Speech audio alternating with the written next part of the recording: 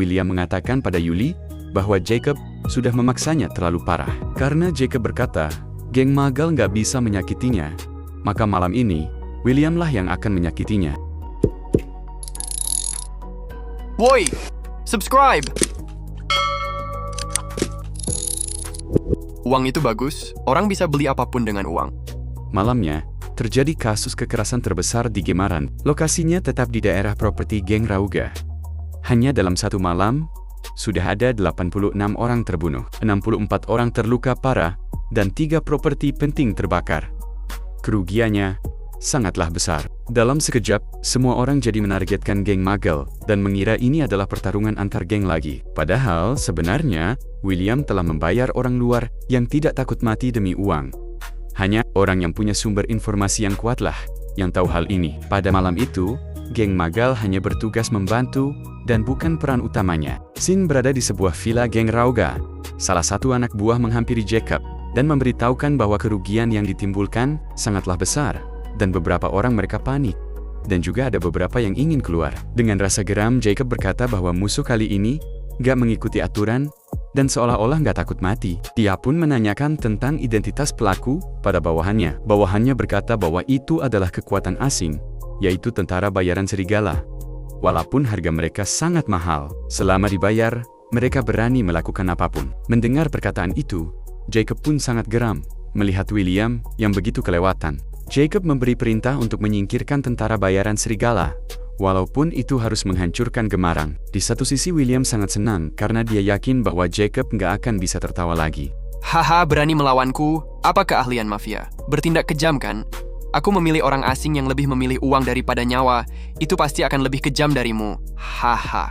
Tiba-tiba, ada seseorang yang menepuk pundak William, hingga membuat William terkejut. Dan ternyata, itu adalah Pak Sabal, salah satu petinggi di Petamli. Dia pun meminta William untuk ikut dengannya. Singkat cerita, tibalah mereka di suatu tempat.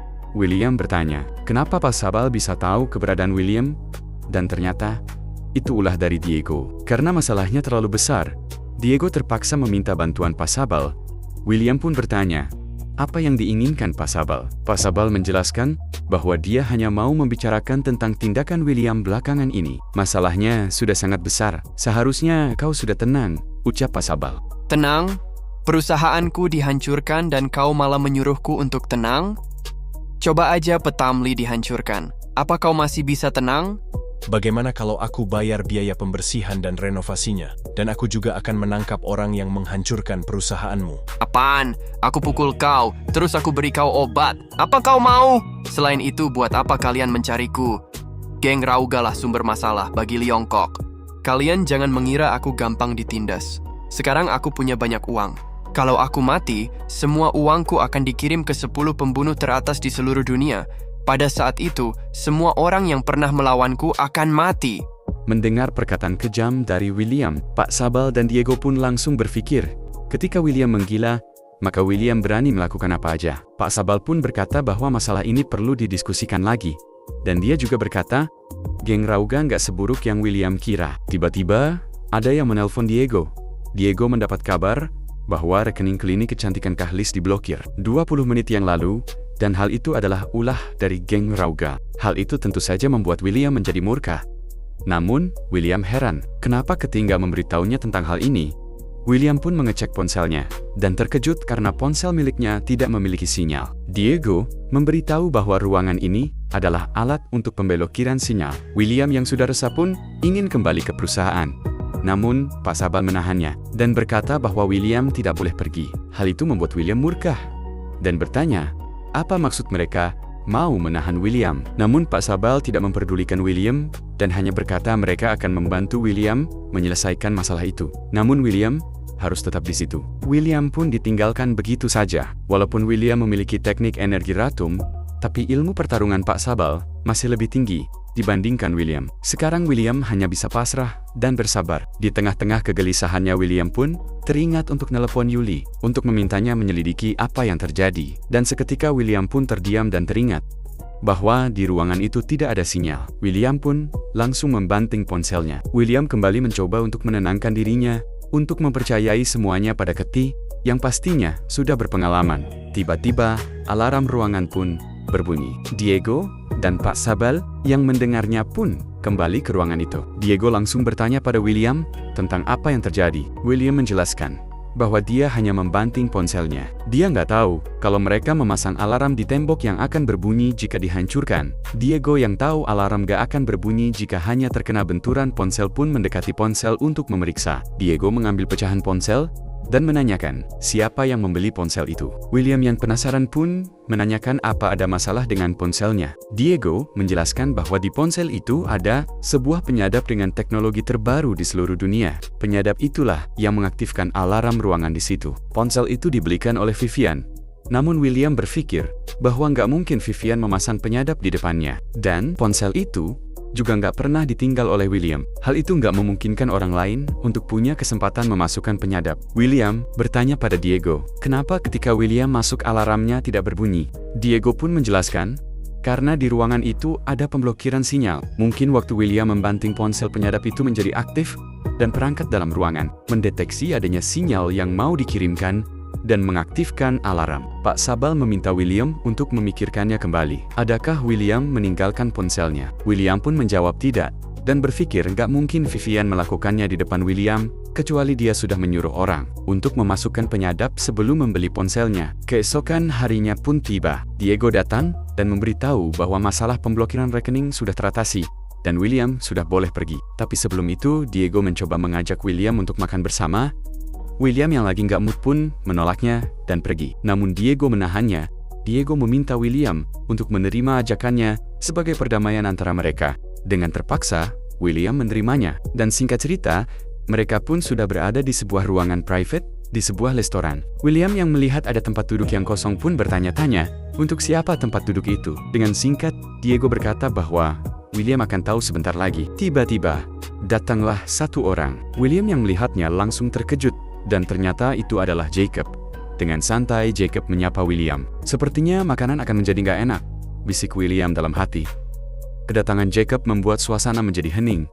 Diego angkat bicara. Kali ini Petamli hanya jadi penengah saja. Diego meminta kedua belah pihak untuk berdamai. William pun menanyakan bagaimana dengan perusahaannya yang telah hancur.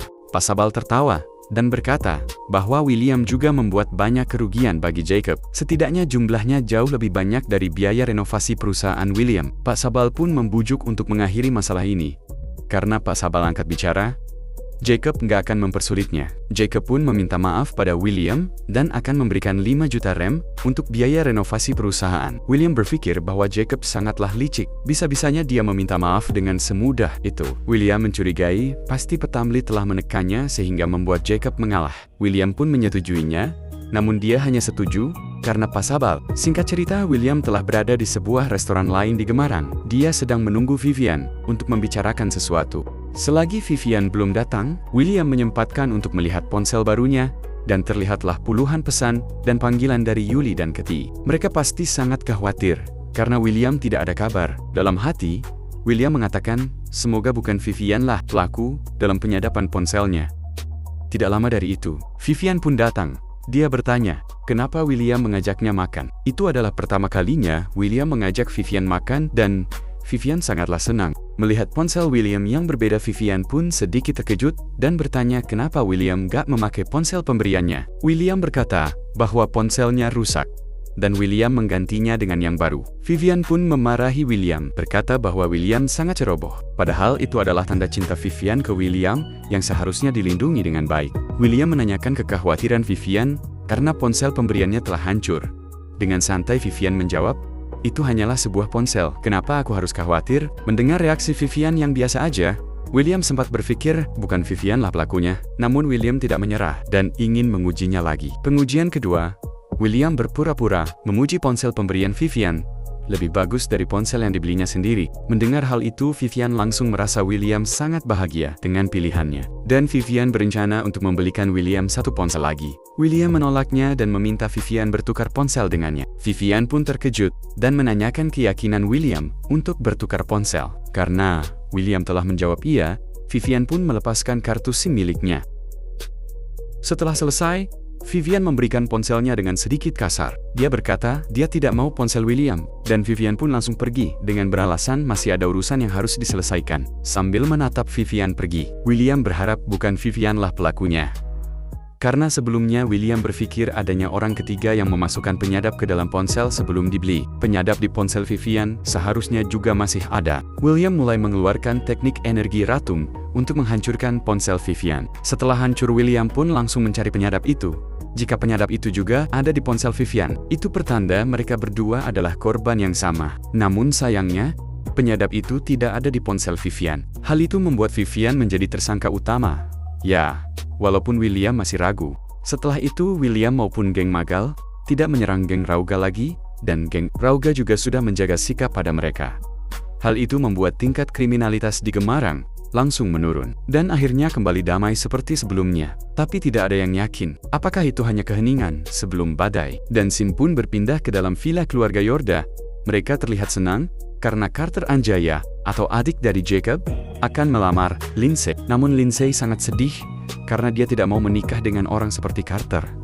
Sebenarnya ayah Lindsay juga nggak setuju, namun apa boleh buat?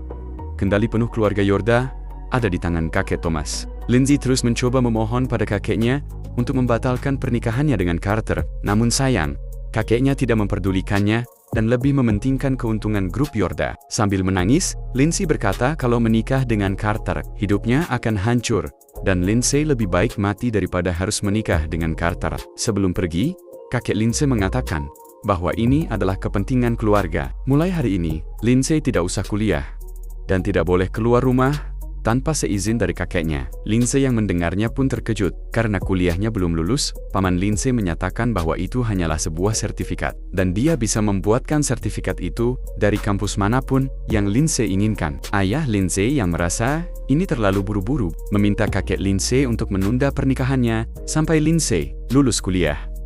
Kakek Lindsay pun berkata bahwa keluarga Anjaya sudah melamar dan tidak memungkinkan untuk menunda pernikahannya. Paman Lindsay menghampiri Lindsay dan memuji keberuntungan Lindsay karena bisa dilamar oleh keluarga Anjaya. Dia akan menjadi Nyonya Anjaya. Semua cewek menginginkan jabatan itu. Lindsay mengatakan pada mereka, dia hanyalah alat keluarga yang digunakan untuk mendapatkan keuntungan. Kemudian, Lindsay yang sudah kesal pun pergi dan mengatakan bahwa dia benci keluarga Yorda. Dan Sin pun berpindah ke dalam perusahaan William dan Yuli Inc. Terlihat William yang sedang duduk di ruangannya sambil memikirkan Vivian yang tersangka di dalam masalah penyadap. Yuli pun datang dengan membawakan William minum. Yuli menanyakan kapan William akan memberinya pil pembesar payudara lagi, karena pil yang diberikannya kemarin telah menipis, sedangkan pembeli sudah banyak yang mendesak. William akan segera memikirkan cara untuk mengatasi masalah produksinya. Bagaimanapun juga, dia sudah menyewa banyak gunung untuk menanam obat herbal. William pun berencana untuk kembali ke desa untuk memeriksa keadaan di sana. Yuli bertanya pada William, apakah Vivian ada meminta bantuan pada William? Karena William dan Vivian sudah lama tidak saling menghubungi, William pun bingung dan menanyakan apa yang terjadi. Yuli sedikit terkejut, karena William yang setahunnya dekat dengan Vivian tidak mengetahui hal ini. Yuli pun menjelaskan bahwa Dedi Atmojo atau kepala keluarga Atmojo telah menghilang. Sekarang keluarga Atmojo menjadi sangat kacau. Saham perusahaan Atmojo menurun drastis. Meskipun keluarga Atmojo berusaha menyelamatkannya, kerugian tetap saja besar. Dan pesaing mereka juga mengambil kesempatan untuk menyerang mereka dan mendapatkan banyak keuntungan. William yang mendengar itu pun bingung, kenapa Vivian gak memberitahu William. William memutuskan untuk mengurus masalah mereka sendiri, dan akan pergi ke desa nelayan untuk mengurus penanaman obat herbal. Selama 2 hari setelah itu, William membawa Yuli ke desa nelayan, dan memberi arahan pada penduduk desa untuk menanam obat herbal. Karena bujukan Winona sebelumnya, dan harga yang William tawarkan, sekarang sudah hampir tidak ada orang di desa nelayan yang memancing ikan. Bagaimanapun juga, pendapatan dari menanam obat herbal lebih tinggi daripada memancing ikan dan juga lebih aman dari bahaya di lautan. Pak Samir yang sangat dekat dengan William, orang-orang di desa menghormatinya. Bahkan pemerintah di kecamatan juga menghormatinya. Demi menepati janjinya pada Winona, William dan Hasan diam-diam menghancurkan semua peralatan Pak Samir untuk melaut, agar dia tidak bisa pergi melaut lagi. Pada akhirnya setelah dikejar-kejar oleh Pak Samir selama seharian, William dan Hasan berhasil mengatasi kekhawatiran Winona. Tapi hari-hari yang damai tidak bertahan lama. Seseorang datang, dan itu adalah Vivian. William yang melihat Vivian datang dengan wajah yang kusut pun sedikit terkejut. William yang memandangi Vivian dengan kekosongan pun membuat Vivian bertanya apakah dia tidak dipersilahkan duduk. Mendengar perkataan Vivian, William pun tersadar dan mempersilahkan Vivian untuk duduk. William yang melihat tampang Vivian pun menjadi merasa sedih. Dia berkata, dia lebih suka melihat tampang Vivian yang sebelumnya. William mengelus kepala Vivian dan bertanya apakah Vivian telah menemukan kakeknya. Kalau bisa ditemukan, aku juga nggak akan begini. Bagaimana keadaan keluarga Atmojo? Sangat kacau, jauh lebih kacau daripada saat Peter Orlando jatuh sakit. Keluarga Atmojo sedang menghadapi kesulitan yang belum pernah terjadi sebelumnya. Salah sedikit aja bisa membuat keluarga Atmojo menjadi hancur. Emangnya separah itu? Keluarga kalian adalah keluarga besar. Mana mungkin gak sanggup menghadapi hal seperti ini? Aku nggak perlu membohongimu. Aku sulit menjelaskan alasannya, tapi aku nggak bohong. Terus kenapa kau mencariku? Apa kau mau meminta bantuan padaku? Kalau masalahnya benar-benar separah yang kau katakan, aku nggak akan bisa menyelamatkan keluarga Atmojo. Kau bisa. Selama kau mau bekerja sama denganku, kesulitan keluarga Atmojo bisa dilewati. Hah, kerja sama apa? Hei, kenapa kau menutup pintunya? Biarkan keluarga Atmojo mengurus semua penjualan internasional pil pincai. Apa kau nggak merasa permintaan itu keterlaluan? Aku tahu, tapi aku nggak ada cara lain. Nggak mungkin. Keluarga Atmojo pasti cukup kuat untuk menangani kesulitannya. Ini mungkin hanya jebakan dari Vivian. Bagaimanapun juga aku masih mencurigainya untuk masalah penyadap. Takutnya aku nggak bisa membantumu. Aku jadi curiga dia berpura-pura kasihan. Aku nggak akan membiarkanmu rugi. Kami akan memberimu uang sepantasnya. Bahkan, aku juga bisa melakukan hal yang bisa Yuli lakukan.